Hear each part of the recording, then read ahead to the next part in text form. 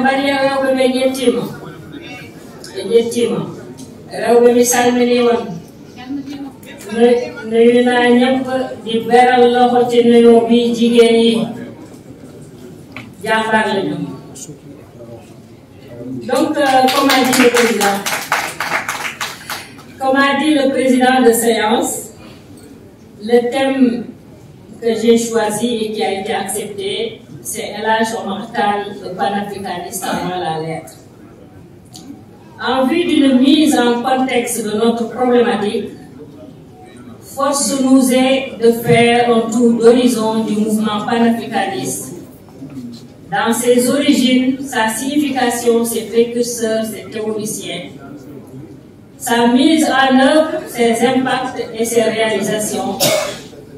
De même, s'il vous plaît, que ses formes multiples, ce qui balisera notre argumentaire que Cheikh Omar Foutiyou est un panafricaniste avant la lettre. C'est-à-dire bien avant que le concept ne soit né et que le mouvement ne soit développé. Vous comprendrez que je serai un peu long, parce que beaucoup de jeunes m'ont dit Maman Awa, on ne connaît pas ce que c'est que le panafricanisme. Le panafricanisme est à la fois une doctrine politique et une vision sociale, culturelle d'émancipation des Africains. Partant du postulat que les peuples d'Afrique et la diaspora africaine partagent une histoire et une destinée commune, le panafricanisme est un mouvement qui vise la promotion de la solidarité entre les Africains du continent et ceux de la diaspora africaine. Le rejet de toute assimilation des afro-descendants et l'unité des Africains de partout dans le monde.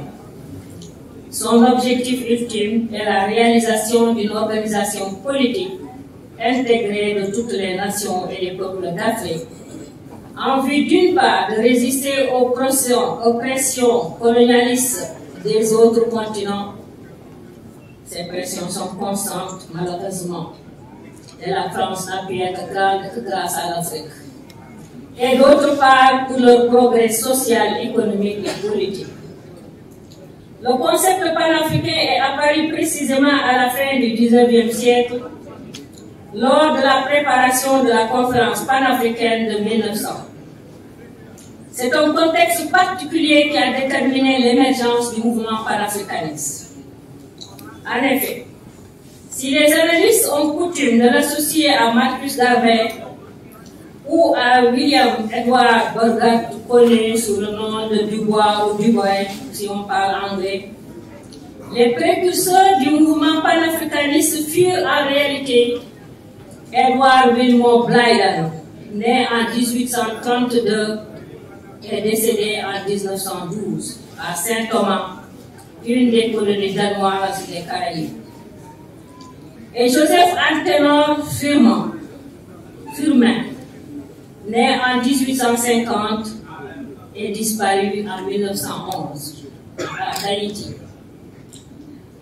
L'un comme l'autre fait partie des hommes et des femmes soumis hier à l'esclavage et qui s'en sont libérés et devenus des personnes libres. Mieux, intellectuels, ils réagissent non seulement à la pratique de la traite des humains qui les arracha à leur terre natale, l'Afrique, et les soumit à l'esclavage en Amérique et dans les Caraïbes, mais aussi au développement de l'esclavage scientifique, entre guillemets, et la redéportation des Africains en Afrique. En effet, autant l'esclavage et la colonisation furent d'une violence inouïe, autant l'abolition de la traite des humains engendra de réactions violentes, voire des Africains libres dans les pays occidentaux, enrageant beaucoup.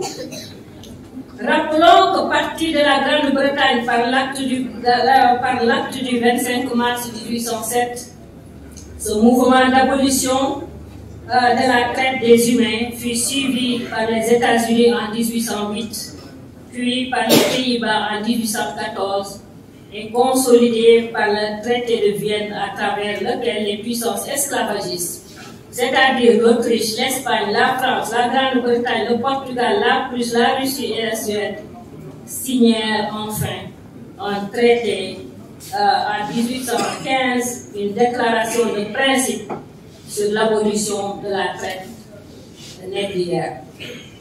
Et permettez-moi de préciser que ce n'était pas de bon gré ni de bon cœur qu'ils l'ont fait, mais suite à la lutte acharnée de ces gens, de ces hommes et de ces femmes déportés ailleurs. Elle sera suivie, cette abolition, bien plus tard par l'abolition de l'esclavage en 1848 en France, 1865 aux États-Unis, 1818 au Brésil. Ce faisant, l'apparition d'hommes et de femmes libres, de conditions non serviles dans les sociétés occidentales, engendra une forte résistance et même de violentes réactions.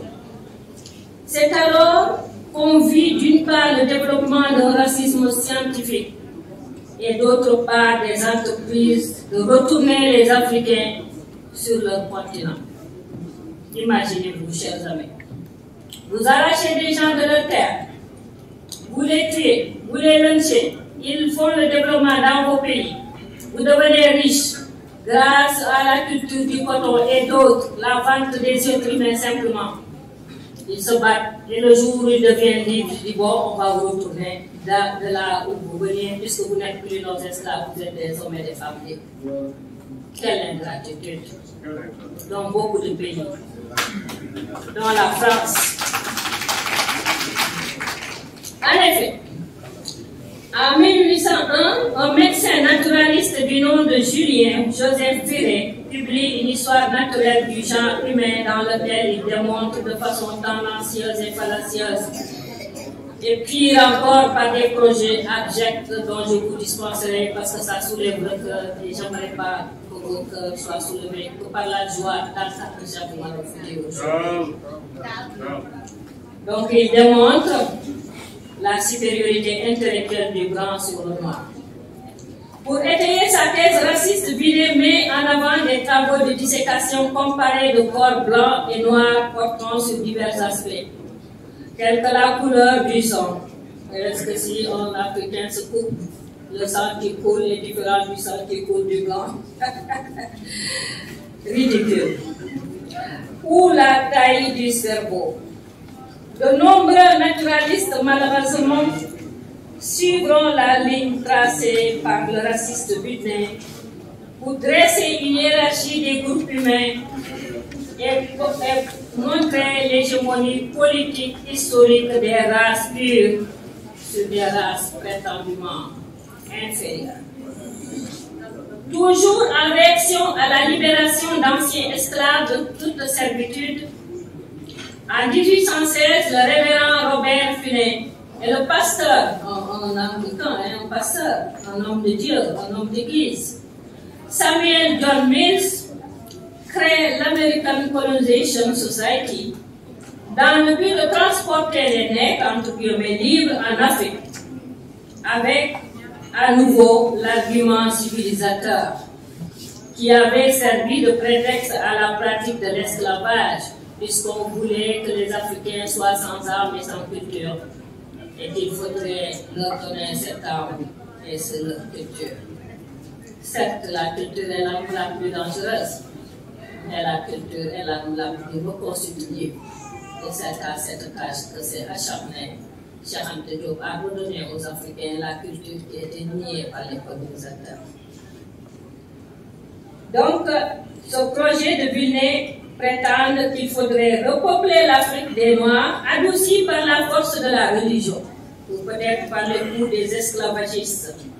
Notons que c'est dans le cadre de ce projet que naît le Libéria en 1900. Elle comptait ces pays créés de toutes pièces pour y retourner les Africains libres. Le Libéria comptait 20 000 descendants d'Afro-Américains et 148 Afro-Brésiliens qui vivaient aux côtés d'1 million d'Africains de souche.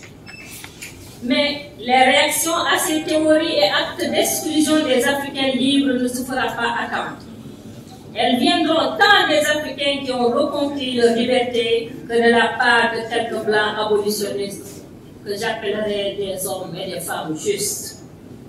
C'est dans ce contexte qu'émerge un homme tel que Edward Wilmot Blyden, né le 3 août 1832 à Saint-Thomas. En réaction au racisme scientifique, Blyden écrit que les races humaines sont distinctes mais égales. Et il s'élève contre les stéréotypes à travers lesquels on fabule les Africains, et fort malheureusement qui continuent encore aujourd'hui. Après un séjour en Égypte en 1866, il s'émerveille de son passé millénaire de l'Égypte. En 1872, il lance son journal intitulé The Negro, dans le souci d'unification de tous les Africains, esclaves, affranchis, indigènes et visant, je cite, à reconnaître et à accroître la fraternité de la race, partout où elle se trouve. Il évoque ses lectures d'Hérodote, qui écrivait, Hérodote a vécu en 425, 445 avant Jésus-Christ. Donc, Blyden, pour démontrer que toutes les races sont égales et que mieux, la civilisation et la culture sont parties de l'Afrique. Évoque Hérodote, qui est un blanc, qui écrit que les Égyptiens ont, je cite, la peau noire et les cheveux laineux, et sont, je cite encore, les plus grands hommes civilisateurs du monde. Ça qu'a largement démontré Cheikh Anta Diop. Les idées que Blyden développe dans une conférence et ses écrits, articles, ouvrages, conférences, etc., est considérée aujourd'hui comme fondatrice du panafricanisme. De même, Joseph Antenor Firman, né en 1850 et décédé en 1911 d'Haïti, fut aussi une autre figure du panafricanisme naissant. En outre, Blyden fut également une figure majeure du panafricanisme, fondateur du journal La Fraternité, organe de défense des intérêts d'Haïti et de la race noire. Il est donc important, jeunesse africaine, et quand je parle de la jeunesse africaine, je parle de l'enfant de 7 ans jusqu'à la personne âgée de 107 ans, parce qu'il est important que nous connaissions notre histoire. Ceux qui se sont battus pour nous, hier comme aujourd'hui, pour retrouver notre dignité. Il est donc important, dis-je, que la jeunesse africaine et afrodescendante grave dans sa mémoire les noms de ses précurseurs et les premiers théoriciens du panafricanisme, et voit que le chemin parcouru a été long et fasse preuve de reconnaissance vis-à-vis de ses combattants de première heure pour la restauration de la dignité de l'Africain et de l'Africaine arrachée par les colonisateurs. Les conditions d'émergence de ces idées panafricanistes, c'est Benito Silver qui, en 1896, soumet à Anton Filman l'idée d'organiser un congrès panafricain à l'exposition universelle de Paris. Ce dernier accueille favorablement la proposition.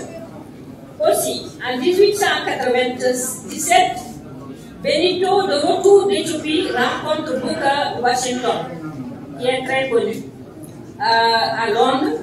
Tous trois adhèrent à l'association africaine fondée par Henry Sylvester Williams, un instructeur de Trinité et résident depuis 1896 en Angleterre. Son objectif est, je cite, d'encourager un désir d'unité et de faciliter des relations amicales entre les Africains en général, de promouvoir et de protéger les intérêts de tous les sujets proclamant leur indépendance africaine. Fin de citation. Fort de ces idées et sous l'impulsion de ces leaders d'ascendance africaine, le projet panafricain se met peu à peu en place et tient plusieurs rencontres qui sont allées de la conférence au congrès à des congrès panafricains. En effet, en 1900, précisément les 23, 24 et 25 juillet se tient la première conférence panafricaine à Westminster Hall de Londres. La résolution principale de la conférence est une adresse aux nations du monde et adoptée à l'unanimité. Elle est rédigée sous la direction de William Edward Burger, c'est-à-dire Dubois. Celui-ci deviendra bien vite la figure principale du mouvement panafricain autour de laquelle seront organisées les rencontres panafricaines. En 1919, eut lieu le congrès de Paris, une deuxième rencontre largement financée par les Afro-Américains et dénommée cette fois-ci congrès, contrairement à la première conférence. En 1921 se tient à Londres les 27 et 29 août, à Bruxelles les 30 et 2 septembre, puis à Paris les 4 et 5 septembre, le deuxième congrès panafricain. Dubois, il défend en priorité l'accession au pouvoir des Africains, la lutte pour les Africains d'accéder à des pouvoirs, de se décoloniser, de retrouver leur culture est lointaine et ardente. Elle n'a jamais cessé. Donc Dubois défend en priorité l'accession du pouvoir des Africains, unique garantie à son avis d'assurer la sécurité et de n'importe quelle partie du monde. Dubois critique spécialement la politique d'assimilation de la France, qui ne vise que le renforcement de l'exploitation des Africains et des Antilles. En 1923, le troisième congrès est organisé à Londres, les 7 et 9 novembre, et à Lisbonne, le 1er 2 décembre, qui adopte des résolutions inédites telles que le développement de l'Afrique au profit des Africains, la représentation des Noirs à la Société des Nations et dans l'organisation du travail, l'indépendance et l'élargissement de l'Égypte jusqu'au Soudan. S'il vous plaît. L'extension du statut de citoyen dans les colonies françaises, la fin des recrutements forcés des travailleurs dans les colonies portugaises, la fin de l'exploitation du Congo.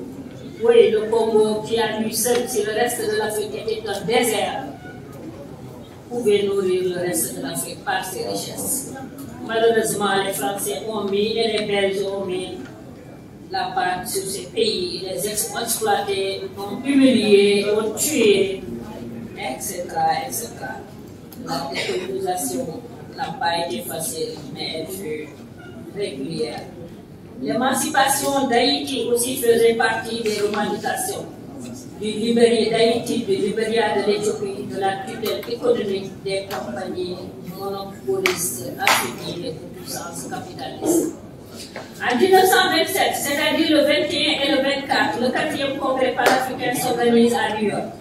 En 1945, le 5e congrès panafricain se tient à Manchester, en Angleterre, du 20 au 24 octobre, organisé par Padmore et Kwame Nkrumah. C'est un congrès qu'on a appelé de l'après-seconde guerre mondiale. Les 87 délégués représentant les 50 organisations revendiquent avec insistance l'indépendance formelle des pays africains. Ce congrès fut le dernier du mouvement panafricaniste à se tenir hors du continent africain. Parce que, parallèlement à ce 6e congrès, on peut dire qu'il y avait d'autres actions, telles que des associations, des revues, des maisons d'édition, des festivals, enracine le mouvement panafricain et assure son expansion en Afrique et dans le monde. Marcus Garvey, qui est né en 1887 et mort en 1940, né à Saint-Anne Bay, en Jamaïque, et mort à Londres, est une figure principale de ces branches panafricaines, surtout d'après la Seconde Guerre mondiale. Il fonde en 1914 l'Universal Negro Employment and the Conservation Association. En 1918, il crée un journal, The Negro World, dont les articles sont écrits en anglais, en français et en espagnol pour toucher les Noirs du monde entier. Au Liberty Hall d'Harlem en 1920, il livre devant 25 000 spectateurs participant sa déclaration des droits des peuples, des nègres et du monde, contrairement à Dubois qui s'adresse aux élites, Garvey s'adresse aux masses. Il va jusqu'à proclamer un empire américain, un empire africain, comme le fera Cheikh Omar Fouti. En France, la Ligue universelle de la défense de la race noire est fondée en 1924. La Grande-Bretagne et ses colonies sont aussi un instance foyer d'activistes panafricains. Dans les premières décennies du XXe siècle, de nombreuses organisations, surtout étudiantines, voient le jour. C'est le cas de l'Union for Students and of African Descent et le Gold Coast Student Union et le West African Student Wasu, très connu, créé en 1925, avec une branche au Sierra Leone et au Nigeria. C'est dire que la lutte des Africains pour retrouver leur dignité date de très longtemps et elle est vaillante et ardente. En Afrique du Nord, on assiste à la formation du mouvement anticolonialiste. Dans la foulée des victoires d'Abdelkrim au Maroc contre les Français et les Espagnols pendant les guerres du Rif, il crée l'Étoile nord-africaine, ENA. En 1926, sous l'impulsion de Messali Haj, l'ENA mobilise les travailleurs du nord de l'Afrique en vue de leur émancipation et l'unité du Maghreb. Dans l'est du continent, l'invasion de l'Éthiopie par les forces italiennes choque les Africains et accélère la politisation du mouvement. Renversé en exil à Londres, l'empereur Haïlé Sélassié devient dès lors une figure prestigieuse et rayonnante du panafricanisme. Comme un effet de la Seconde Guerre mondiale, les mouvements intellectuels, politiques, sociaux, culturels liés au panafricanisme se radicalisent.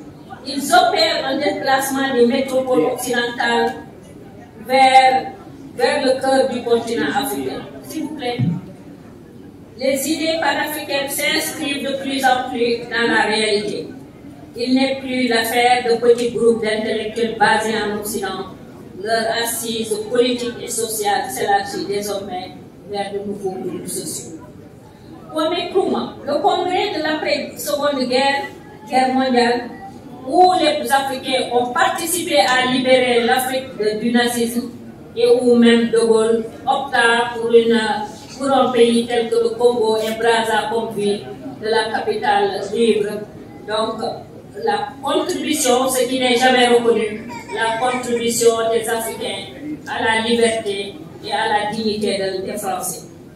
Donc, je disais que le congrès de l'après-seconde guerre mondiale, c'est-à-dire le 5e, se tient à Manchester, en Angleterre, du 20 au 24, est marqué par l'émergence de nouveaux leaders panafricains, tels que George Patmore et Kwame Nkrumah. Celui-ci y apporte une dimension plus militante et centrée sur les intérêts des classes populaires, c'est-à-dire il revendique l'abolition des lois foncières, les droits et ressources économiques, la liberté de parole, de presse, accès à l'éducation, droit de vote, abolition du travail forcé. Il est considéré comme le plus grand des congrès sur le plan politique. Les 85 délégués représentant 50 organisations revendiquent avec insistance l'indépendance formelle des pays africains. Kwame Nkrumah exerça dès lors son leadership pour constituer une grande formation politique panafricaine.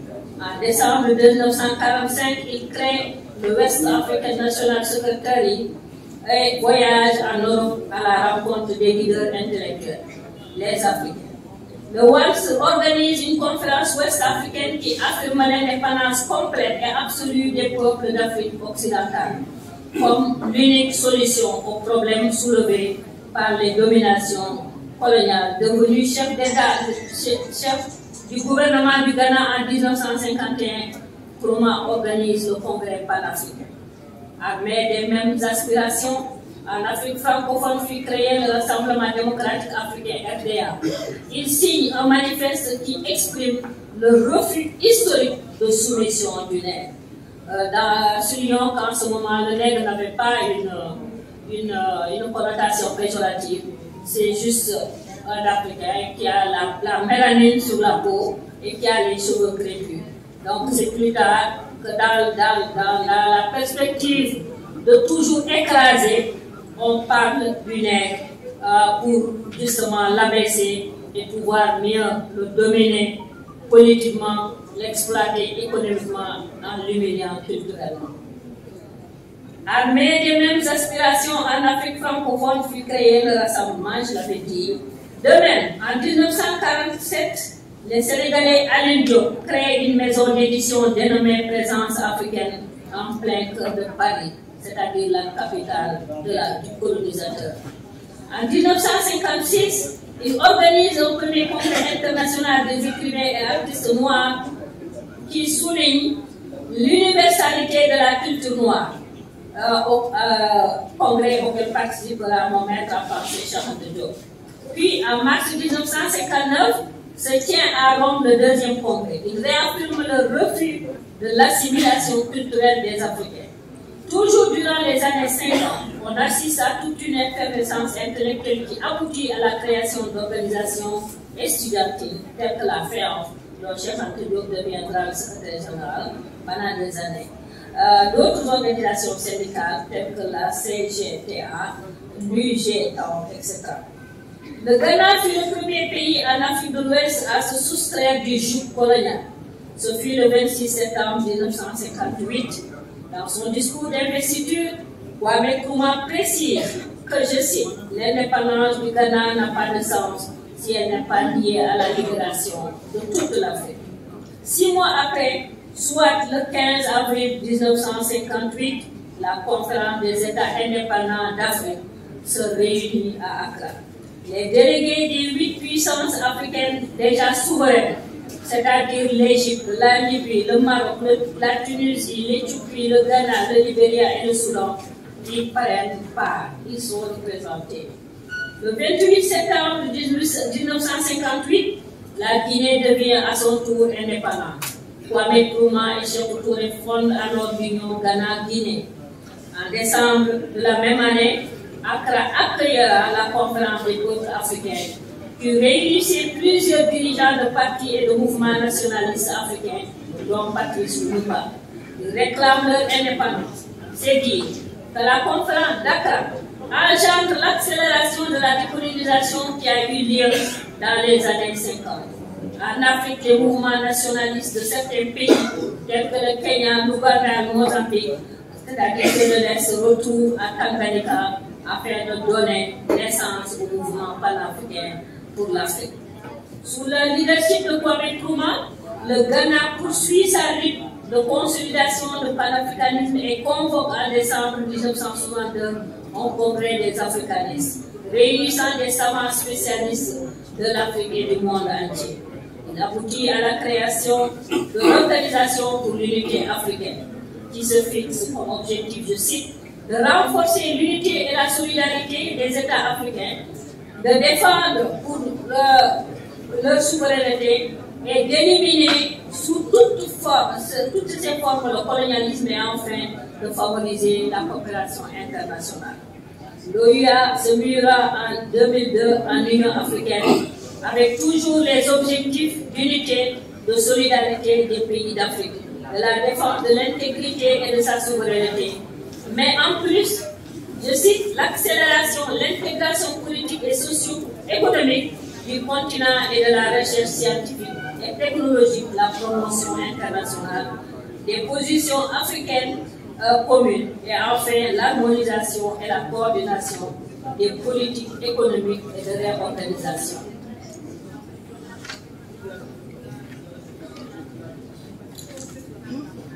Sur le plan, on peut parler, le panafricanisme prendra aussi d'autres formes. Sur le plan de développement, le nouveau partenariat pour le développement de l'Afrique n'est pas, même s'il y a eu des problèmes, naquis dans la fusion et le plan Oméga. Parce que ce n'est pas toujours que ça marche.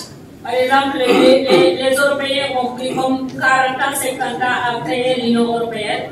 On sait qu'il y a quelques années, la Grande-Bretagne est sortie. Donc l'Union européenne a éclaté en 2 morceaux. Mais si c'est les Africains, on dit toujours que s'ils ne sont pas capables, c'est l'échec. Mais quand c'est les Occidentaux, on temporise un peu en cherchant toutes sortes de prétextes. Il s'agit d'un projet économique sous tutelle de l'Union africaine depuis 2007, visant, selon le programme fondateur, à éradiquer la pauvreté et placer les pays africains sur la voie d'une croissance et du développement. On peut parler également de panafricanisme culturel. Le panafricanisme se déploie également sur le plan culturel et scientifique. En 1966, l'homme de culture et de lettres, le président Léopold Sédar Senghor, organisera à Dakar le premier festival des arts nègres. En 1969, le festival panafricain d'Alger va plus loin et l'étend à l'ensemble du continent. Il pose les bases politiques culturelles africaines à l'échelle continentale. En 1977, dans le même esprit que le Festival d'Alger, le deuxième festival mondial des arts et de la culture nègre et africaine réunit à Lagos plus de 700 délégués africains autour du thème de cette civilisation noire et éducation. En 2010, le Sénégal a créé, sous le président Ouad, le toit africain qui réunissait des participants de l'Afrique et de la diaspora africaine, c'est-à-dire des Brésiliens, des Africains, des Afro-Américains, des Jamaïcains, etc. Depuis 1972, c'est-à-dire depuis plus d'un demi-siècle, 50 ans, chaque année, le Burkina Faso accueille le festival du cinéma initié par Thomas Sankara. De même, le Mali organisait le festival. Nous prions que Dieu ramène la paix dans ce grand pays, ce pays frère bien-aimé. L'Afrique reçoit également de plus en plus d'Africains de l'exil forcés qui opèrent au retour sur le continent. C'est en particulier au Ghana où les ancêtres leur ont même créé un village d'origine, n'est-ce pas? Et ils y reviennent et ils aident aussi au développement du Ghana, ces Afro-Américains. Ils vont jusqu'à faire des tests pour savoir d'où est-ce qu'ils viennent. Est-ce que c'est du Sénégal, du Ghana, du Cameroun, etc. Donc le retour qui a été amorcé par la panafricaine se voit également sur le plan spirituel et religieux. D'ailleurs, c'est ce qu'on fait ici. Je pense à ces ziyaras que les Ouest-Africains effectuent à Aïn Madi, lieu de naissance de notre bien-aimé Cheikh Ahmed Tijani, ou à Fès, au Maroc, où il repose. En témoin oculaire, j'ai vu des Marocains et des Algériens accueillir ces Ouest-Africains avec joie et fraternité. Et j'étais là sur le terrain, j'étais au Maroc, j'étais en Algérie, invité pour le parti d'autre par l'État pour mener des recherches sur la Tijania. Parce que je voulais voir aussi en quelle mesure la Tijania, le soufisme pouvait être une raison panafricaine, le panafricanisme spirituel. N'est-ce pas? Sans parler des festivals tels que ceux de la culture soufie, des musiques sacrées entre Africains et Ouest-Africains, ainsi que les diasporas, des gens venant de l'Amérique, des États-Unis, du Brésil, pour échanger, partager des idées, des conceptions, des visions, pour prier et se recueillir ensemble. C'est dit que partir de savoir et de savoir-faire, c'est-à-dire la recherche de la connaissance de l'organisation administrative d'un État, de stratégie militaire de défense, la diplomatie de coopération ou d'apaisement, etc. Donc c'est le savoir et le savoir-faire que Cheikh Oumar Foutiyou est allé chercher dès son jeune âge, c'est-à-dire à 23 ans en sortant de chez lui. Son voyage de plus de 2 décennies fut pour lui une source d'enseignement.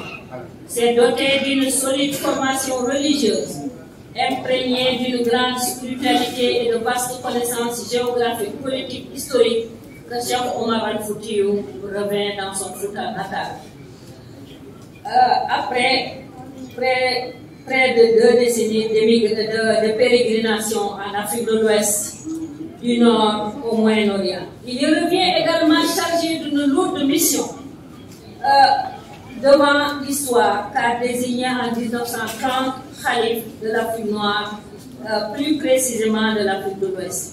Pour ce, il se fixe des tâches de réforme de l'islam, d'éducation spirituelle et religieuse, de ramener la paix et la cohésion au sein de sa grande famille ouest-africaine. Mais la conquête coloniale de l'Afrique par la France changera en tant soit peu son programme et le projettera au devant de la scène mondiale comme un leader de la résistance africaine contre la domination étrangère. En effet, de retour en 1833, Omar retrouve sa terre natale, le Fouta, en pleine agitation, à cause de la présence des Français à l'œuvre à Saint-Louis du Sénégal pour la conquête de l'Afrique de l'Ouest. N'est-ce pas? De l'article El Hadj Omar, le calife de Tidjana, je cite: conscient de l'intérêt stratégique du fleuve pour la pénétration française à l'intérieur de l'Afrique, il tente de s'y opposer en essayant de créer un grand empire soudanais avec l'adhésion de la population, en faisant connaître le tidjanisme, confrérie musulmane qui rejette toute hiérarchie sociale et prône l'égalité de tous les hommes et de toutes les femmes certainement. Fin de citation. En grand stratège, il évite le face-à-face avec les forces inégales ossiennes que possède l'adversaire. Il se dirige vers le Fouta Djallon, actuelle Guinée, où il est bien accueilli par l'Allemagne. Il s'installe à Diekoungo, première base du tijanisme au Fouta Djallon. Il y fonde la première Zawiya Tijane ouest-africaine, c'est-à-dire une communauté religieuse et militaire, qui accueille de nombreux adeptes. Notons que durant son séjour au Moyen-Orient, El Hadj Omar avait été impressionné par la réorganisation militaire et administrative d'un État de Mehemet Ali, vice-roi d'Égypte de 1804 à 1830 ou 89, qui lui avait permis de se protéger des Ottomans, des Français et des Anglais. Indéniablement, Cheikh Omar s'en inspirera plus tard dans sa résistance contre la colonisation française. En 1845, il entreprend une tournée dans les pays voisins. Il se rend dans le Sine Saloum, le Baol, le Kayor, État encore non encore islamisé, et au Fouta Toro, son pays natal. Il recrute de nombreux adeptes attirés par le caractère révolutionnaire et relativement démocratique de cette nouvelle confrérie. En effet, je cite: elle donne à tous la possibilité d'accéder aux plus hautes fonctions par le courage, la science et ou le talent. On parlerait aujourd'hui de méritocratie. Les castes et les cadres ethniques ne constituent plus des facteurs d'exclusion. D'où le prodigieux succès d'El Hadj Omar auprès des masses qui souffrent d'oppression, mais aussi qui sont attirés par la crainte que Omar inspire au pouvoir établi. Notons que durant sa djihad, El Hadj Omar effectuait d'autres changements sociaux. En effet, il arrachait aux puissants rois des terres et les redistribuait aux pauvres sans terre, procédant ainsi à une véritable révolution terrière dans cette sous-région ouest-africaine. Dans ce cadre fragilisé par une longue période de commerce des humains, l'islam apparaît en effet comme le cadre religieux, politique et social qui renouvelle. Au cours de sa tournée, Cheikh Omar est bien accueilli par le commandant français de Colombe. De même qu'il rencontre à Bakel le gouverneur de Saint-Louis, Bourbon de Gramont, qui effectuait une tournée d'inspection. On note là, de par ses démarches, la stratégie diplomatique de Hadj Omar Tall. Il procède d'abord à la mobilisation des populations. Il la précède même de ce qu'on appellerait aujourd'hui une campagne de sensibilisation, chose que sait faire très bien son petit-fils, Thierno Cheikh Omar. Il explique que face à la force française, les petits royaumes et empires ne sont pas viables. La seule façon de contrer la conquête et le risque de domination étrangère est de créer un grand empire qui va du fleuve Sénégal au fleuve Niger sous la bannière de l'islam. C'est là tout le projet panafricain d'El Hadj Omar. Comme en Algérie, en Afrique de l'Ouest, la religion musulmane fut l'idéologie de résistance contre la domination étrangère. El Hadj Omar fait de Dingiraï une ville forteresse, une place imprenable. La ville devient ainsi un centre religieux avec la construction d'une grande mosquée dont le toit est de 16 mètres de hauteur, 40 mètres de diamètre à la base. Elle constitue encore aujourd'hui un haut lieu du Tijania. Le rayonnement de la ville accroît bien entendu la population qui était dans les camps de vie. Cheikh Omar arriva à constituer une puissante armée que développera le conférencier suivant. Mais il avait 40 000. Mais j'ai rencontré un petit-fils de Cheikh Ahmed Tijani à Rabat qui m'a dit que l'armée omarienne était composée de 2000 combattants. Donc, comme les unifie les tribus algériennes, elle a largement unifié les communautés culturelles de l'Afrique de l'Ouest. Ni parmi les combattants, ni parmi le commandement, ni il ne privilégie les siens, c'est-à-dire les Halpulaar, communément dénommés Toucouleurs. Ils y sont même minoritaires dans son armée. D'où le génie unificateur d'El Hadj Omar, dont parlait Seydina Ababakar Seck, qui rassemble les différents peuples d'Afrique de l'Ouest, c'est-à-dire des Soninké, des Bambara, des Walo-Walo, des Peul, des Hausa, des Yoruba, et donc son panafricanisme. En 1837, un traité de paix est signé entre le commandement français et le calife El Hadj Omar Tall. Les Français reconnaissent la souveraineté de l'Hadj Omar pour tout un territoire qu'ils appellent eux-mêmes l'empire toucouleur d'El Hadj Omar Tall. Ils remportent des victoires inédites au regard des puissants moyens militaires que possède l'adversaire. Il fallut près d'une décennie, c'est-à-dire 1850 aux colonisateurs en 1864, pour venir à bout de sa résistance ouest-africaine, guidée par Cheikh Omar. Et ce, grâce à leur supériorité militaire, et aussi grâce à des intrigues qu'ils ont suscitées par leur politique du diviser pour régner. Les Français ne purent d'ailleurs lui mettre la main dessus. Ils expliquent eux-mêmes. Et la Joma a disparu mystérieusement dans les falaises de Madagascar. Fin de citation. Mais le flambeau de la résistance omarienne ne s'éteindra point. Même sous la domination, la résistance continue. C'est dit que ce vénéré homme fut un modèle de spiritualité, d'engagement pour le prochain et de résistance culturelle et religieuse. Guerrier parce que défendeur de sa nation contre la violence coloniale, Cheikh Omar était avant tout un homme de paix. Durant sa pérégrination à travers l'Afrique, Cheikh Omar avait réconcilié, n'est-ce pas, Tcherno, des hommes et de pouvoir, ramener la paix dans plusieurs pays, en proie longtemps à des conflits, souvent. De même, la descendance d'El Hadj Omar sont les guides religieux et spirituels. Vous en avez un parmi vous, c'est Tcherno Cheikh Omar. Je parle ici de Tcherno Moutaga, qui organisa, comme il disait tout à l'heure, le bicentenaire de la disparition de Cheikh Omar, qui construisit la mosquée, le terrain qu'avait obtenu le grand-père qui naquit au moment où Cheikh Omar disparaissait, c'est-à-dire Tcherno Seydou Nourou Tall. On peut parler de Tcherno Hadi Agnon, de Tcherno Moutaga Bandiagara, et aujourd'hui notre père, Tcherno Bassirou Tall. Et comme disait Fanon, à chaque génération sa mission.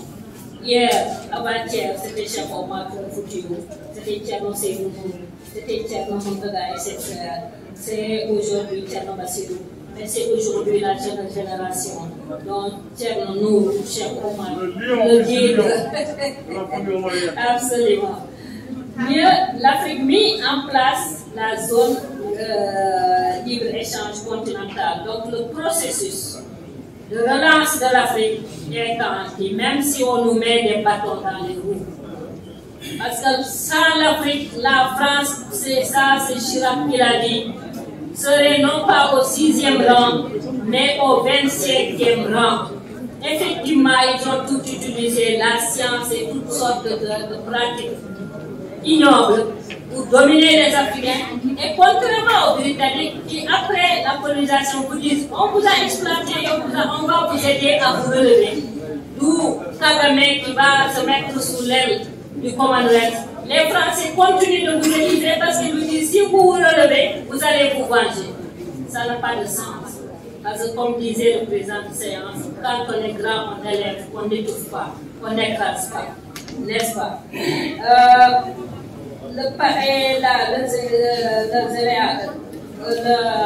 La zone de libre-échange continentale africaine, qui est en processus lancé lors du 25e sommet. Le panafricanisme préconisé par les afro-descendants, canadiens, africains, américains, comme je l'ai démontré au début, s'il vous plaît, par d'autres, mis en pratique par des congrès, par des Africains du continent et sa diaspora, porté par le premier Africain président de l'Afrique décolonisé, a bel et bien sa source dans la pensée et les actions de Cheikh Omar al-Foutiyou. Kwame Nkrumah ne fut-il pas lui-même, bien que chrétien, n'est-ce pas, Ababakar, le disciple d'un des grands leaders de la Tijania, le Cheikh Ibrahima Niass, connu sous le nom de Baye Niass. Il est donc nécessaire à la jeunesse africaine, quand je parle de jeunesse africaine, je n'exclus pas les adultes, parce que certains adultes aussi ne savent pas. Et ce n'est jamais trop tard pour apprendre. Il est donc nécessaire, dis-je, à la jeunesse africaine de revisiter la pensée de Cheikh Omar al-Foutiyou. Son panafricanisme avant la lettre, porté par des panafricanistes Kwame Nkrumah, il y a, quand je dis que le Cheikh Omar est le panafricanisme avant la lettre, il y a plus de 100 ans, 118 ans entre Cheikh Omar, son action, sa pensée et l'action de Nkrumah. Donc Cheikh Omar est bel et bien un panafricaniste avant la lettre. Ce panafricanisme porté par d'autres Afro-Américains, par d'autres Afro-descendants, théorisé par feu Cheikh Anta Diop, qu'on a fort malheureusement qui est venu avec des sciences sur tous les plans, former la jeunesse africaine, mais que les Français et le chantre, le gardien du temple colonial en Afrique de l'Ouest, Léopold Sédar Senghor, a empêché d'enseigner pendant plus d'une décennie. Cheikh Anta était revenu, il avait 37 ans. Donc en pleine force de l'âge, Cheikh Anta Senghor l'a empêché d'enseigner à l'université. Il ne lui a permis, jamais il ne lui a permis. Et c'est seulement pratiquement 3 ans avant sa mort qu'on lui a permis, alors que son objectif était justement de former cette jeunesse, non pas sénégalaise mais africaine, sur le plan de son histoire, sa reconquête, la déconstruction de l'idéologie stéréotype, de l'idéologie esclavagiste qui infériorise l'Africain, qui lui donne des complexes d'infériorité, qui le soumet à la subordination. C'est ça que Cheikh Anta a enlevé. Malheureusement, le gardien du temple, Léopold Sédar Senghor, lui a empêché cela. S'il s'était fait, on n'en serait pas là aujourd'hui, n'est-ce pas? Donc, c'est théorisé, dis-je, le panafricanisme par Cheikh Anta, en particulier dans son ouvrage, dans ses ouvrages, l'unité culturelle de l'Afrique noire et les fondements économiques et culturels d'un État fédéral d'Afrique noire pour lequel se sont battus les précurseurs Villemot depuis 1830. Donc, cette vision omarienne est la voie incontournable de développement durable de l'Afrique et de la renaissance africaine. Retournons à la vision omarienne de l'Afrique et pour la renaissance africaine. Je vous remercie. Merci. Merci beaucoup.